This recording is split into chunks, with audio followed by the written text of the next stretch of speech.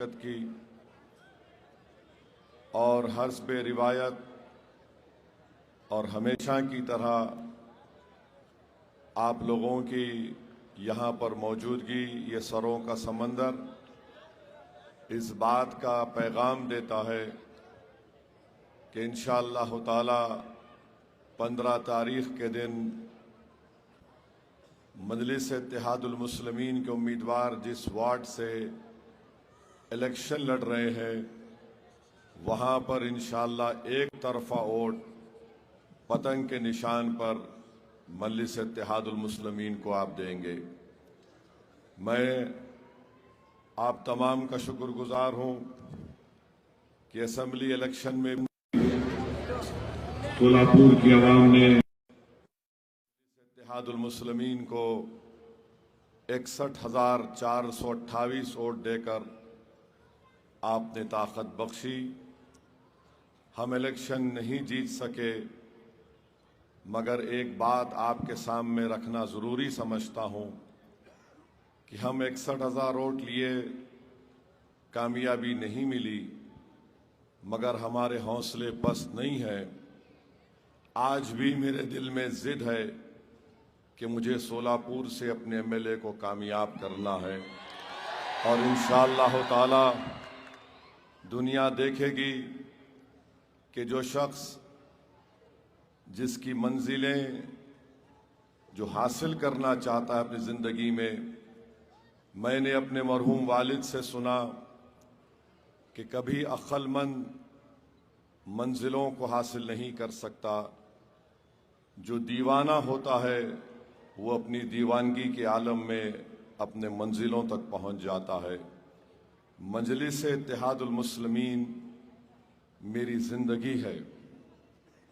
मजलिस इत्तेहादुल मुस्लिमीन मेरी पहचान है। मजलिस इत्तेहादुल मुस्लिमीन के ज़रिए से अल्लाह ने मुझे सब कुछ दिया। अगर आज अल्लाह ने बोलने का सलीक़ा मुझे अता किया तो मजलिस इत्तेहादुल मुस्लिमीन की वजह से। अगर आज अल्लाह ने मुझे दुनिया में पहचान दी तो मजलिस इत्तेहादुल मुस्लिमीन की वजह से। अगर आज आप इस दीवाने को सुनने के लिए आते हैं तो इसमें मेरा कोई रोल नहीं, सिर्फ मेरे रब्बे कायनात का करम है और मेरी जमात मजलिस इत्तेहादुल मुस्लिमीन के तुफ़ैल की वजह से मैंने ये सब कुछ किया। मगर आपको यकीन दिला रहा हूँ कि मेरी ज़िद है इंशाअल्लाह ताला, और वहाँ पर हम मिलकर पूरी कोशिश करेंगे कि दोबारा 29 में जब असेंबली का इलेक्शन होगा, यहाँ से मजलिस का एमएलए हम मुंतखब करा कर ही चैन से बैठेंगे इंशाअल्लाह ताला। तो उस वक्त तक हमको और आपको मेहनत और जुस्तजू करना है। याद रखिए, आप और हम एक खून के खतरे से पैदा किए गए हैं और फिर वही खून के खतरे से पैदा होने के बाद हम इसी ज़मीन की खाक में चले जाने वाले हैं। मैं हमेशा अल्लाह से दुआ करता हूँ कि अल्लाह, जब तू मुझे बुला लेगा इस दुनिया से, जब लोग मुझे याद करेंगे तो कम से कम मेरी बुराइयाँ, मेरी कमज़ोरियाँ तो जो भी हैं वो मेरे रब को मालूम, मगर कोई ये ना कहे कि असदुद्दीन ओवैसी ने मिल्लत मज़लूमा के साथ धोखा किया। कोई ये ना कहे कि असदुद्दीन ओवैसी ने उन लोगों का साथ छोड़ दिया जो उसके साथ चलते थे। अजीज़ दोस्तों और बुज़ुर्गों, मजलिस का काम बड़ा कठिन काम होता है, ये आसान काम नहीं है। जो लोग इस पार्टी में काम कर रहे हैं, मैं उनको एक बार नहीं 100 बार सलाम करता हूं, क्योंकि दूसरी पार्टी में जो लोग काम करते हैं उनको लालच क्या होती कि मैं कैसे सत्ता की कुर्सी पे आकर बैठ जाऊं, मैं कैसे मंत्री बन जाऊं, मैं कैसे फला ओहदा हासिल कर लूं। भारत की सियासत में अगर कोई पार्टी बगैर मंत्री पद के, बगैर चेयरमैन पोस्ट के अगर कोई बेलौस तरीके से गरीबों के लिए काम कर रही है तो मजलिस इत्तेहादुल मुस्लिमीन है। आप देख लो, जितने लोग दूसरी पार्टी में हैं वो ये सौदा कर कर आते कि मुझे क्या पद मिलेगा, मुझे क्या मिलेगा। मेरे भाई, मैं हमेशा कहता हूं कि किसी शायर ने अच्छा कहा था कि हमारी फकीरी में शाही है जो बादशाहों के पास या उनके शाहों के पास शाही नहीं होगी। अल्लाह ने इस जमात पर बहुत बड़ा करम किया है। हिंदुस्तान, भारत के कोने कोने में आप चले जाइए, लोग मजलिस का नाम इज्जत और फख्र से लेते हैं। मैं अपनी बात कर रहा हूं, मुझे अल्लाह ने इज्जत से नवाजा तो यकीनन मेरे मरहूम वालिद की और मेरी माँ की दुआएं और अहले दिल की दुआएं इसमें शामिल हैं। और मजलिस इत्तेहादुल मुस्लिमीन की वजह से मुझे पहचान मिली है। आप दुआ यही करिए कि जब तक मैं जिंदा रहूं, सेहत से रहूं, और अल्लाह मुझे और तौफीक दे कि मैं जालिमों से पंजा आजमाई करते रहूं। अल्लाह मुझे ताकत सिर्फ इसलिए दे कि मैं तुम जैसे कमजोरों को नेता बनाकर इस दुनिया से चला जाऊं। यही मेरी जिंदगी का मकसद है। अल्लाह ने बहुत कुछ नेमतों से नवाजा, मगर एक चीज की हसरत है, एक चीज की दीवानगी है कि हमारा नेता हो विधानसभा में सोलापुर से, हमारा एमपी दोबारा मुंतखब हो महाराष्ट्र से, ये जमात मिल्लत मज़लूमा की एक ताकत बन जाए पूरे भारत में। और इसी ख्वाब को पूरा करने के लिए दीवानगी की तरह इसको अपनी जिंदगी का ओढ़ना बिछोना बना चुका हूं। और यही वजह है कि अल्लाह सुब्हाना व तआला ने आप लोगों के दिल में मजलिस इत्तेहादुल मुस्लिमीन की मोहब्बत को पैदा किया। मैं फिर से कह रहा हूं, तुमको असदुद्दीन ओवैसी से बड़ा लीडर बनना है, तुमको असदुद्दीन ओवैसी से काबिल लीडर बनना है। कल तुमको क़यादत को, उस बोझ को उठाना है। ये कांटों का ताज तुमको भी उठाना पड़ेगा। जो लोग आज इम्तियाज जलील के बारे में बकवास बोलते हैं या मजलिस के कायदीन के बारे में बकवास बोलते हैं, तुमको नहीं मालूम ये बोझ क्या होता है। रातों में उठकर परेशानी के आलम में सिर्फ अल्लाह को याद करके दुआ करना पड़ता है कि अल्लाह, इस सरजमीन पर तूने हमको जिम्मेदारी से सौंपा है। जालिम ताकतवर है परवरदिगार, और उसी वक्त दिल से आवाज निकलती कि परवरदिगार, जमीन व आसमान का तो खालिक तू है, तू दुनिया का निजाम चलाने वाला है, तू हमको कामयाबी से हमकिनार कर दे। मुझे यकीन है कि इंशाअल्लाह ताला सोलापुर के इस बल्दी इंतखाबात में एक तारीख साज कामयाबी से हमारे उम्मीदवार हमकिनार होंगे इंशाअल्लाह। मेरे अजीज दोस्तों और बुजुर्गों, तुम मजलिस हो, मैं मजलिस नहीं हूं, आप मजलिस हैं। एक फर्द मजलिस नहीं हो सकता, असदुद्दीन ओवैसी नहीं है, आप मजलिस हैं। आप है तो मजलिस इत्तेहादुल मुस्लिमीन है। इसीलिए मेरे से ज्यादा जिम्मेदारी आपकी है।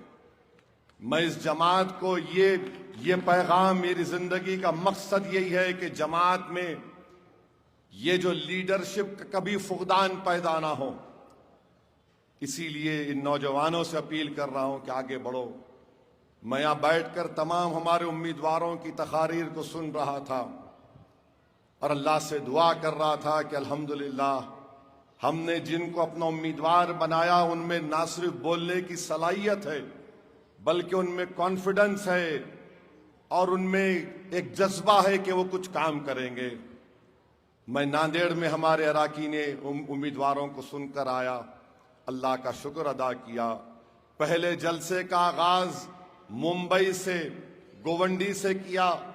वहां पर हमारे 8 उम्मीदवारों में 4 टीचर शामिल हैं, MA कर रहे हैं, कोई PhD कर रहे हैं। ये तब्दीली मजलिस इत्तेहादुल मुस्लिमीन ने पैदा की। इंशाअल्लाह ताला जिस सिमत में हम जा रहे हैं महाराष्ट्र में, इम्तियाज जलील की क़यादत में, इंशाअल्लाह ताला मुझे यकीन है कि अल्लाह हमको और कामयाबियों से हमकिनार करेगा। अगर कोई घर में नाराज बैठा है, उसकी नाराजगी दुरुस्त है, मैं उसके घर तक जाकर दस्तक देने को तैयार हूं। इसमें मेरा कोई, याद रखिए, मेरा कोई इसमें अना नहीं है। मेरी कोई अना नहीं है इसमें। इसीलिए मैंने कहा कि अगर आप नाराज हैं और आपकी नाराजगी हक बजानिब है तो मुझे मेरा क्या जाता है, मैं बैठकर सुनने को तैयार हूं। मैं इंसान हूं और याद रखिए, अगर आप मस्जिद में नमाज पढ़ रहे हैं और इमाम साहब से कोई गलती हो जाती है तो मस्जिद की दीवार पर बैठने वाला लुकमा नहीं दे सकता, इमाम साहब आप सूरह फातिहा पढ़ना भूल गए। ना इमाम साहब पर वाजिब है कि दीवार पर बैठने वाले की बात सुने। जो जमात में होकर बोलता है सुभान अल्लाह, तो इमाम को याद आता है कोई गलती हो गई। तो इसलिए जमात में आइए, जमात में आकर इस जिम्मेदारी को कबूल करिए। और मैंने आपसे जो कहा, यकीनन मैं अभी तक उनका इस्तीफा नहीं कबूल किया हूं। ठहरिए एक मिनट, ठहरिए। इस तरह के नारे लगाना ठीक नहीं है। ना कबूल किया, ना करूंगा जब तक कि उनके बड़े, उनके वालिद से मुलाकात मेरी नहीं हो जाती। उनके वालिद बोलेंगे कबूल कर लूंगा। मगर आपसे अपील कर रहा हूं, मेरे एक सवाल का जवाब दे दो। अगर मैं कल सुबह तक मर गया तो मजलिस कोर्ट नहीं दोगे क्या? बोलो आप। अगर मैं कल मर गया तो तुम क्या मजलिस को छोड़ दोगे? मैं तुमको अल्लाह का वास्ता देता हूं, मेरी कोई हैसियत नहीं है जमात के सामने। हम सब जाने वाले हैं इस दुनिया से। तुमको असदुद्दीन ओवैसी से बड़ा लीडर बनना ये मेरी ख्वाहिश है। दिल में इखलास रखो, जज्बा रखो, कुर्बानियों देने का वो जज्बा रखो। तकालीफ उठाना पड़ता है। मैं अपनी बड़ाई बयान करने के लिए नहीं कह रहा हूं। मुझे पुलिस ने मारा 1999 में, मेरे सर पर 18 टाके लगे, ये हाथ की 4 उंगलियां टूट गई। जिंदगी भर के लिए मेरे स्पाइनल कॉर्ड में गैप है। मगर मेरे वालिद ने आकर कहा उठो यहां से, घर को चलो। लोगों ने कहा सालार बंद मनाओ। सालार ने कहा बंद नहीं मनाएंगे। मैं नाराज हो गया। अपनी मां को जाकर कहा। दूसरे दिन मेरे वालिद ने दवाखाने से मुझे उठाकर बोला चलो। जब गाड़ी में जा रहा था तो पुलिस की जो लठों की मार थी उससे तकलीफ हो रही थी। मैंने अपने वालिद से बड़ी अपनी मां के पीछे खड़े होकर, क्योंकि हम अपनी वालिद की आंख में आंख नहीं डाल सकते थे, ये हमारी मोहब्बत थी, उनका एहतराम था। मैंने अम्मा को सामने रखकर कहा कि बाबा, लोग कह रहे थे बंद क्यों नहीं मनाया आपने? तो मेरे वालिद ने कहा कि अगर तुम मर भी जाते तो बंद नहीं मनाता था। मैं तुमको पहले यह बोलकर टिकट दिया था कि यह रास्ता आसान नहीं है और मैं अपने बेटे के लिए मासूम मुसलमानों को मरते हुआ नहीं देख सकता। ये मेरी सोच है, इस तरह मुझे बनाया गया है। तो मेरे अजीज दोस्तों और बुजुर्गों, यह कठिन रास्ता है, आसान रास्ता नहीं है। बेनफ्स होकर काम करना पड़ता है और अजर मिलेगा इंशाअल्लाह ताला अल्लाह के पास, अगर दुनिया में नहीं मिला। क्योंकि हमारा मकसद क्या है कि गरीब और मजलूम की मदद करना, चाहे वो मुसलमान हो या ना हो। तो मेरे अजीज दोस्तों और बुजुर्गों, माफी चाहता हूं, थोड़ा आपको समझाने में लग गया।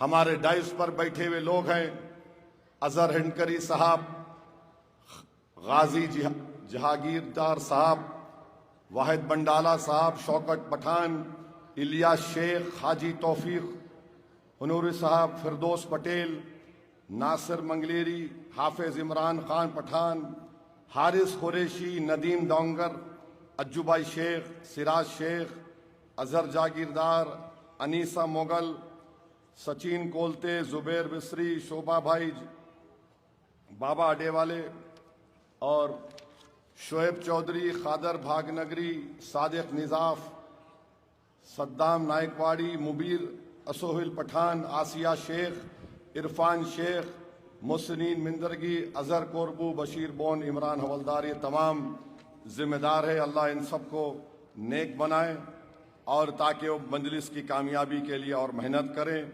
मेरी आपसे अपील है कि 15 तारीख के दिन आप मजलिस के पूरे उम्मीदवारों को कामयाब करिए।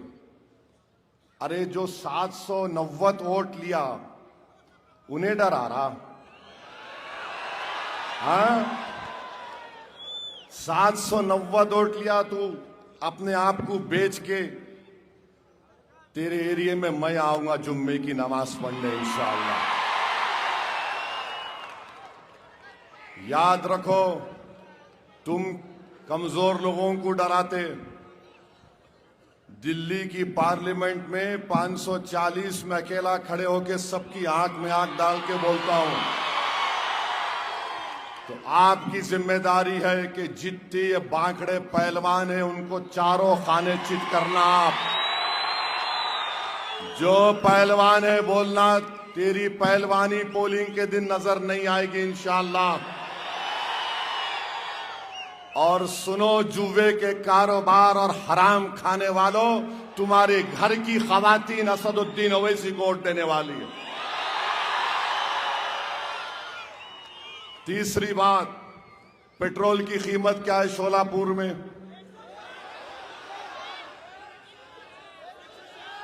क्या कीमत है? 104। किसकी सरकार है? फडणवीस, शिंदे और अजीत पवार। गुजरात में 94 रुपए लीटर पेट्रोल है। गुजरात में 94 रुपीज, शोलापुर में 104। अरे अजीत पवार, जरा पेट्रोल तो कम करा ले। देवेंद्र फडणवीस, पेट्रोल तो कम करो। गुजरात में 94 रुपये और सोलापुर में 104 रुपये। किसकी सेटिंग हो रही है यहां पर? जनता की सेटिंग हो रही है। तीसरी बात मेरे भाई, क्यों नहीं शोलापुर पूना की तरह बन सकता है? करीब 1300 करोड़ रुपए का बजट है बल्दिया का, म्युनिसिपल कॉरपोरेशन शोलापुर का। रेवेन्यू इनका कम से कम 700 करोड़ रुपए है। 15 साल से बीजेपी है। क्या हुआ? यहां पर बारिश हुई और फिर मेरे को बताया गया कि 433 करोड़ रुपए सुवर्ण जयंती स्कीम ड्रेनेज लाइन में इस्तेमाल हुए। अमृत स्कीम में 185 करोड़ रुपए इस्तेमाल हुए। फडणवीस, अजीत पवार, ये कहां गया पैसा? 433 करोड़, 185 करोड़ अमृत स्कीम में किसके जेब में चले गए? अजीत पवार, तुमने एक बार कहा था कि अगर डैम में पानी नहीं है तो क्या मैं मूत दूं? ये कहां चले गया पैसा बताओ? सोलापुर की जनता का हक बनता है कि बताए ये पैसे कहां गए, किसने पैसे खा लिए। अरे कितना खाओगे तुम लोग? तुम्हारा पेट है या गारत का गड़ा है? भरता ही नहीं है। फिर फायर ब्रिगेड कहां है? आग लगी तो मंसूरी फैमिली जिंदा जल गई। 10 महीने का बच्चा उस आग के धुएं में घुटन से मर गया। इतना बड़ा शहर शोलापुर, 15 साल से इनकी सरकार, और फिर एक जान नहीं बचा सकते। फायर इंजन नहीं आया, ना उनके पास ऑक्सीजन, ना उनके पास कपड़े फायर इंजन के ओहदेदारों के पास। मेरे अजीज दोस्तों और बुजुर्गों, आपको 15 तारीख को इन्हीं चीजों पर देखकर वोट देना है। और मोदी जी बोलते हैं जल से नल, नल से जल। 8 दिन में एक बार नल, उसके बाद 7 दिन छुट्टी। इतना बड़ा शहर सोलापुर, 8 दिन में एक मर्तबा पानी आता है। अजीत पवार, तुम यहां के पानी पिए या तुम ला लेते अपना पानी पुणे से? मेरे भाई, रात के अंधेरे में पानी आता है। मैं सलाम करता हूं हमारी सोलापुर की महिलाओं को, खवातीन को। मर्द तो उठते ही नहीं। वो बेचारी हमारी बेटी मां रात में उठ के हंस रहे तुम लोग। तुम्हारी बेटी जब रात में उठी तकलीफ होती नहीं होती तुम्हारे को? महिलाएं रात में उठ के पानी भरती हैं। पानी आया भी तो ऐसा आता, 2 खतरे 10 खतरे,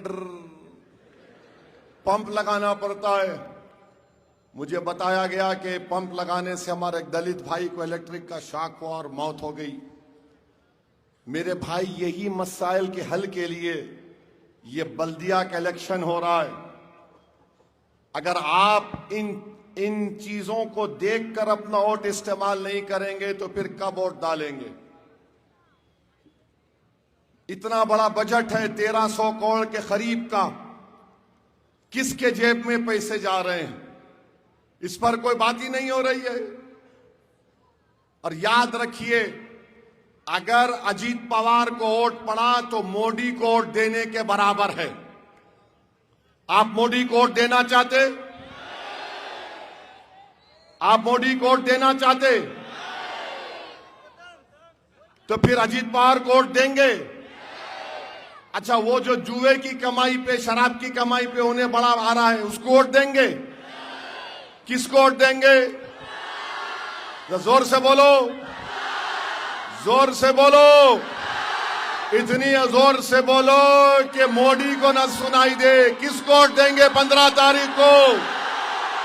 एक बार खड़े होकर बोलो, जोर से बोलो, दम लगा के बोलो। अब मजा आया। अब बैठो।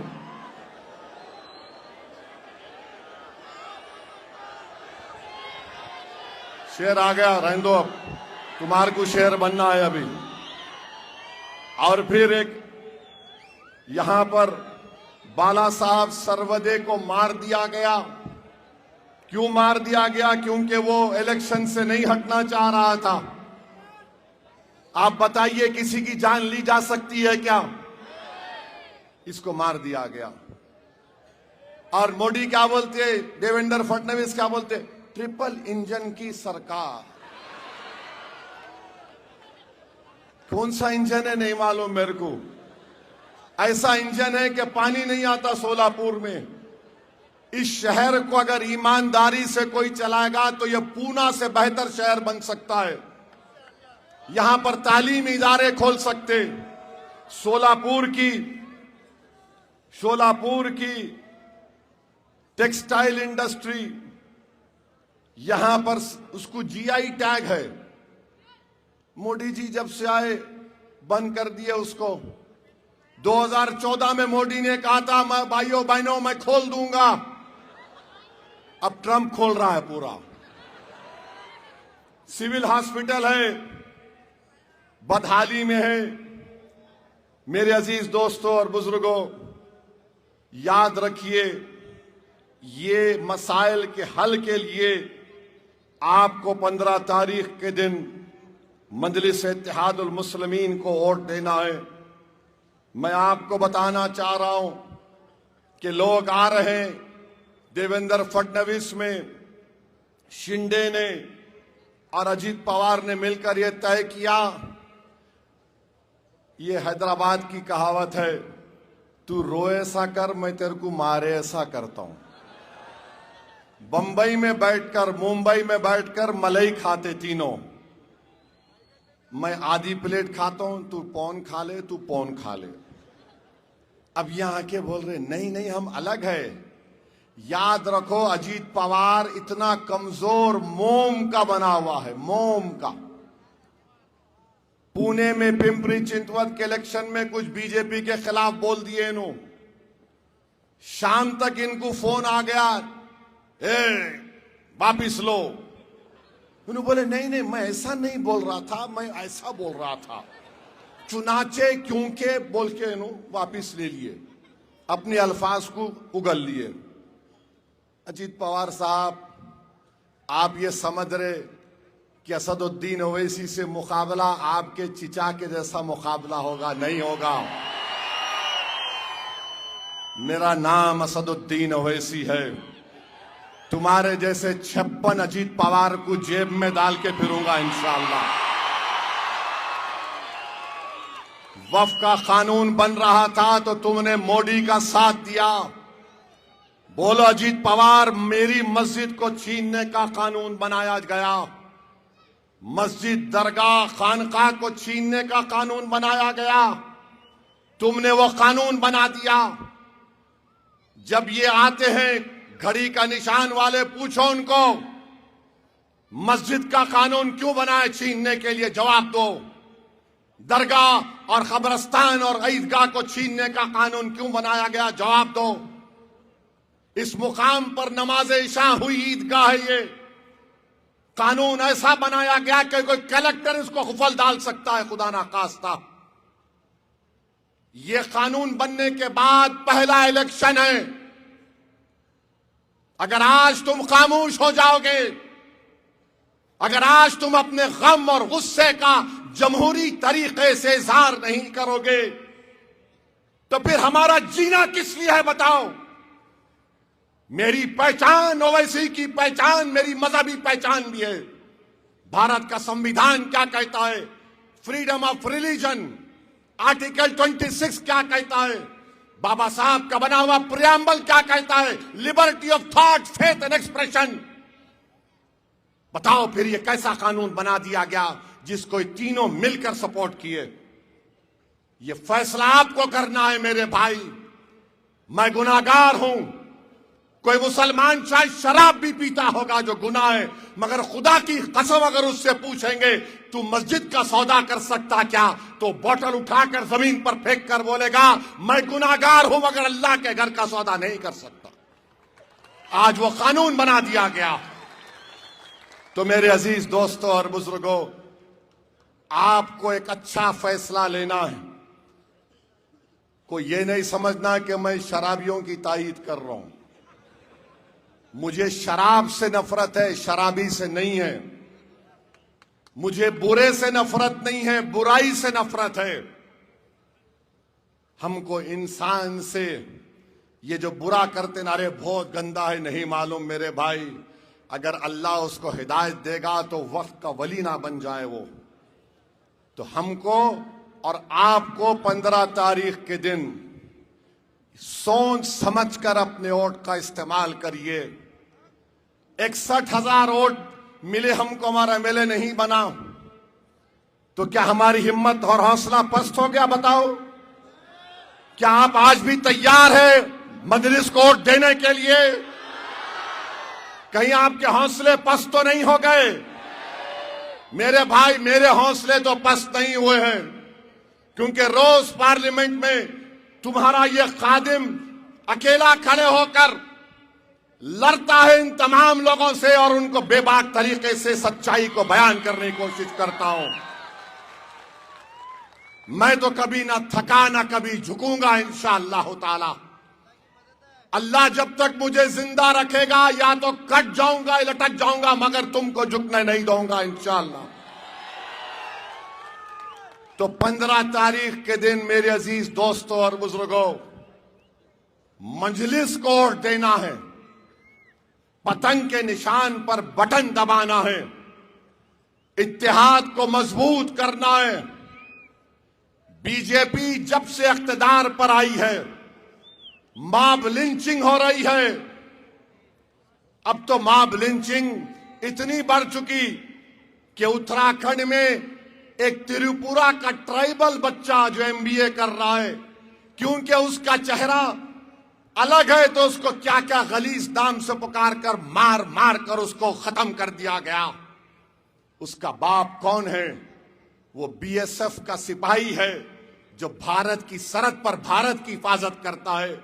मैं तकलीफ मुझे महसूस होती है कि उस बाप पर क्या गुजर रही होगी। अपने खानदान को छोड़कर वो सरहद की हिफाजत कर रहा है और भारत के अंदर जालिमों ने उसके बेटे को चिंकी पिंकी कहकर जान ले ली उसकी। कोई पूछने वाला नहीं है क्योंकि ट्राइबल है।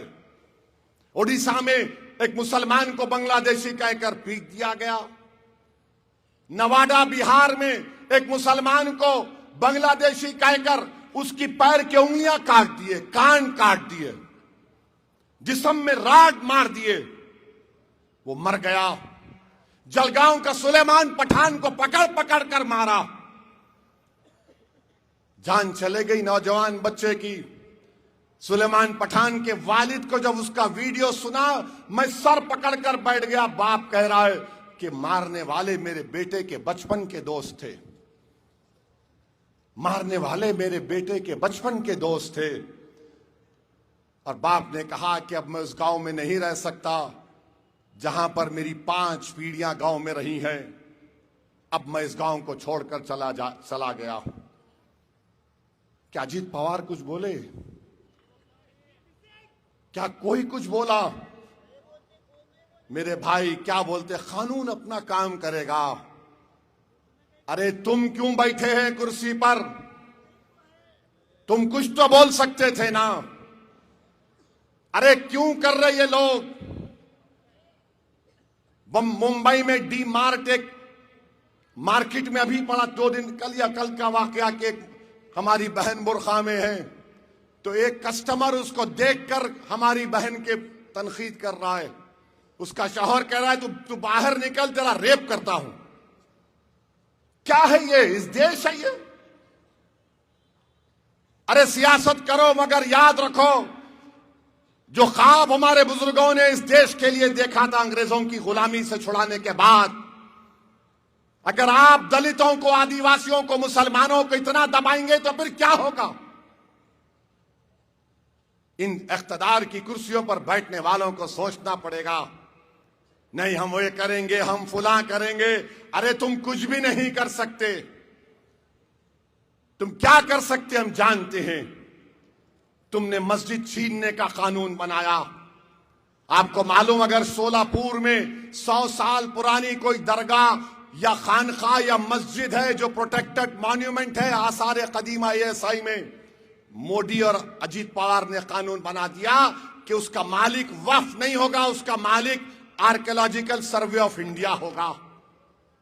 कभी भी उस मस्जिद को, दरगाह को ताला लगा देंगे। और तुम देखना संभल की मस्जिद में क्या होगा।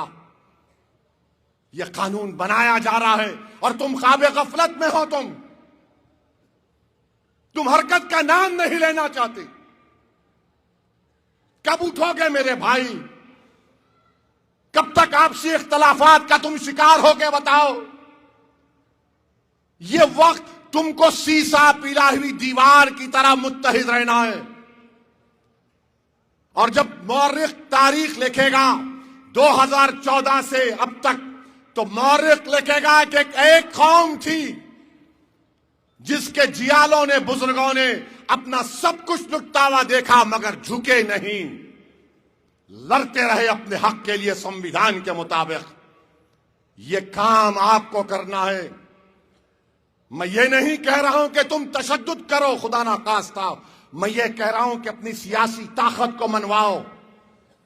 चाहे वो सरपंच हो, जिला परिषद हो, सोलापुर का इलेक्शन हो, विधानसभा हो, पार्लियामेंट का इलेक्शन हो। कब तक आप धोखे में रहेंगे कांग्रेस के? सेकुलरिज्म। भारत की पार्लियामेंट में वंदे मातरम के 100 साल के मुकम्मल होने की बहस सुनो। मैं तुमको गुजारिश करता हूं, नौजवानों, तुम बेकार की चीजें सेल फोन पे देखते, उस बहस में मेरी इस तकरीर सुनो 9 मिनट की। तुम सुनो कांग्रेस के लोगों ने क्या कहा। तुम सुनो अजीत पवार के एक MP ने क्या तकरीर की, शिंदे के MP ने क्या तकरीर की, बीजेपी के MP ने क्या तकरीर की, समाजवादी पार्टी के MP ने क्या तकरीर की। मुझे बताओ, यहां पर जितने लोग हैं, तुम अल्लाह से हट के किसी की इबादत कर सकते? हाथ उठाकर बोलो, तुम अल्लाह की इबादत करते नहीं करते? आज वहां पर क्या बोला जा रहा था? जब हमारी बारी आई तो सब बैठे थे। बीजेपी के MP हैं, मुझे अच्छी तरह जानते, मेरे को आके बोले, ओवैसी मैं तुम्हारी बात सुनने को बेचैन हूं। मैंने कहा मैं भी बेचैन हूं बोलने के लिए। मैं इन तमाम पर भारी पड़ूंगा और बताऊंगा संविधान के जरिए के तमाम भारत की जनता को झूठ बोल रहे हैं। भारत का संविधान शुरू होता है वी द पीपल के नाम से। ये बाबा साहेब अंबेडकर ने लिखा। भारत का संविधान अपने प्रियम्बल में लिखता है liberty of thought, expression, belief, faith and worship. मैंने पार्लियामेंट में खड़े होकर कहा कि जब 24 जनवरी 1950 को पार्लियामेंट में हम संविधान दे रहे थे तो उसमें एक मेंबर ऑफ पार्लियामेंट उस वक्त थे जिन्होंने कहा था कि वंदे मातरम से शुरू करो। वोट हुआ, हार गए। किसी ने कहा खुदा भगवान के नाम से शुरू करो, वोट हुआ, हार गए। मैंने कहा आर्टिकल 25 किस लिए है? फ्रीडम ऑफ रिलीजन है। मैंने उनसे कहा कि अगर आप इस देश को ये कह रहे हैं कि खुदा है तो फिर अल्लामा फजल खैराबादी को आप क्या कहेंगे जिन्होंने काला पानी की सजा इसलिए काटी क्योंकि जिहाद का फतवा अंग्रेजों के खिलाफ दिया था? आप क्या बोलेंगे महमूदुल हसन और हुसैन अहमद मदनी को? तुम क्या बोलोगे हसरत वहानी को जो इनकलाब जिंदाबाद का नारा लगाया? तुम क्या बोलोगे जौहर बरादरान को? तुम क्या बोलोगे टीपू सुल्तान को जिसके हाथ में तलवार थी, खून गर्म था मगर अंग्रेजों के सामने झुका नहीं? तुम क्या बोलोगे उन लोगों को? इसी महाराष्ट्र के यूसुफ मेहर अली थे मुंबई के, गांधी से कहा कि गांधी जी अंग्रेजों के खिलाफ नारा दो, quit India, Simon go back. तुम क्या बोलोगे इन लोगों को? ये आज भी मेरा सवाल है। बीजेपी वाले पुकार के बोले देश में रहना है तो बोलना पड़ेगा। तो मैंने कहा सुनो, मैं अपनी मां की कोख में अल्लाह की वजह से पैदा हुआ हूं, मगर मेरी मां मेरी दुनिया की सबसे कीमती चीज है मेरे लिए, मगर मेरी मां मेरे लिए अल्लाह नहीं है। मेरा अल्लाह जमीन और आसमान का खालिक है। मैंने कहा कुरान में अल्लाह कह दिया इय्याका नाबुदु व इय्याका नस्तईन। एक मुस्लिम एमपी में हिम्मत क्यों नहीं पैदा हुई? बोलो। मेरा जुर्म सिर्फ यही है कि मैंने सच्चाई को बयान किया, इसलिए ये सब हमारे दुश्मन हैं। ये नहीं चाहते कि कोई तुम्हारी सच्चाई को बयान कर सके। मेरे अजीज दोस्तों और बुजुर्गों, सोलापुर, महाराष्ट्र और औरंगाबाद की मेरी आवाम, याद रखो तुमको ये सच्चाई को बयान करना है। बहुत वक्त गुजर गया, 70-75 साल हो गए। अब हम डिप्लोमेसी की जबान में नहीं बात करेंगे। अब हम बात करेंगे तो सच बात करेंगे। कड़वी नजर आएगी इनको, मगर बोलना पड़ेगा। देश से मोहब्बत अगर हमको है तो किसको होगी बताओ?